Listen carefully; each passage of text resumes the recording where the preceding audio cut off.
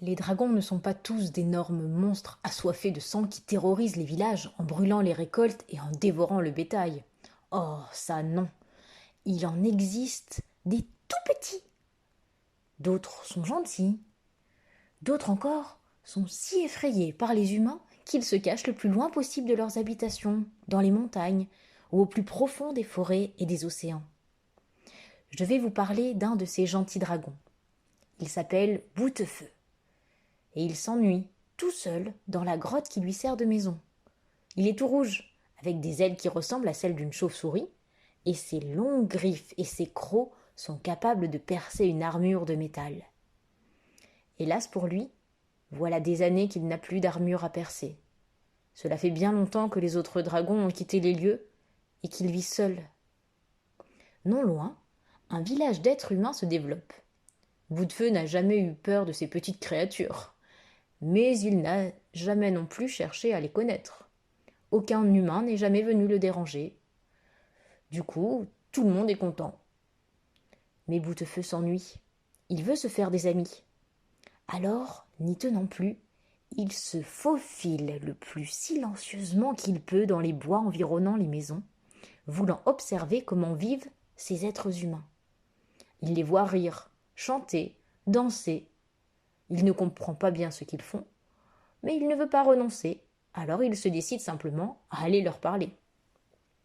À peine pose-t-il une patte hors du couvert des arbres qu'un petit garçon le pointe du doigt en criant « Voilà le dragon! Voilà le dragon! Vous avez vu comment ses griffes sont grandes! Il va s'en servir pour tuer toutes nos vaches! Vite, vite! Sauvez-vous! Sauvez-vous !»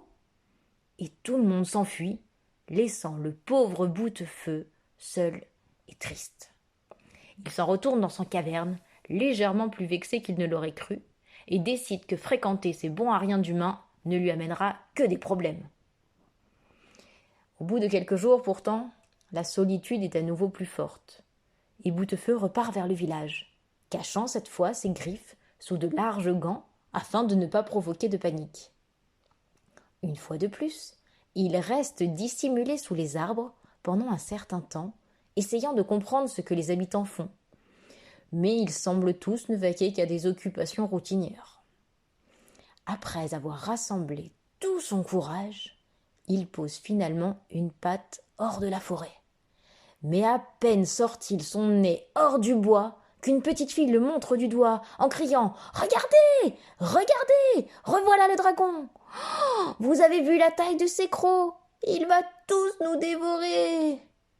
Et une fois de plus, les habitants se mettent à fuir sous l'effet de la terreur provoquée par la malheureuse créature qui retourne la tête basse dans son repère. Mais Boutefeu est obstiné. Alors, il décide de faire une nouvelle tentative quelques jours plus tard. Le moment venu, il enroule son museau dans une longue écharpe qu'il a trouvée il y a très très longtemps, afin de dissimuler sa gueule béante. Il repart vers le village.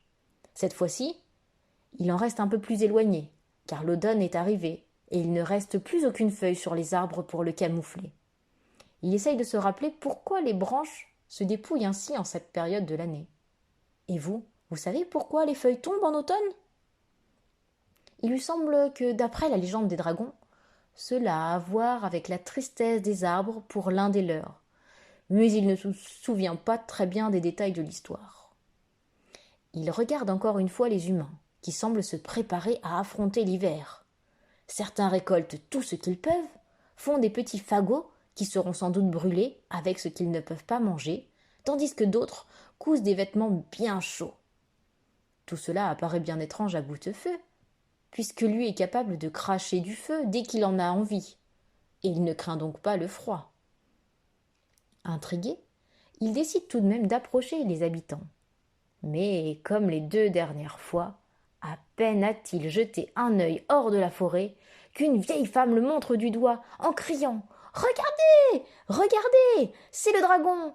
Il n'a plus ni ses crocs ni ses griffes, mais il va sûrement cracher du feu sur nos maisons et nous condamner à mourir de froid quand l'hiver viendra. » Alors tous les villageois se mettent à fuir, laissant à nouveau la pauvre bête toute seule.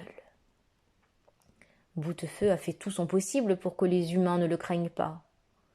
Rien n'a fonctionné. et il se retrouve dans une impasse. Tout le monde sait que les dragons crachent du feu.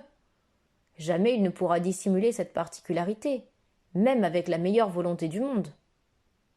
La mort dans l'âme, Boutefeu décide de retourner dans sa caverne avant de s'éloigner de cet endroit qui ne veut pas de lui.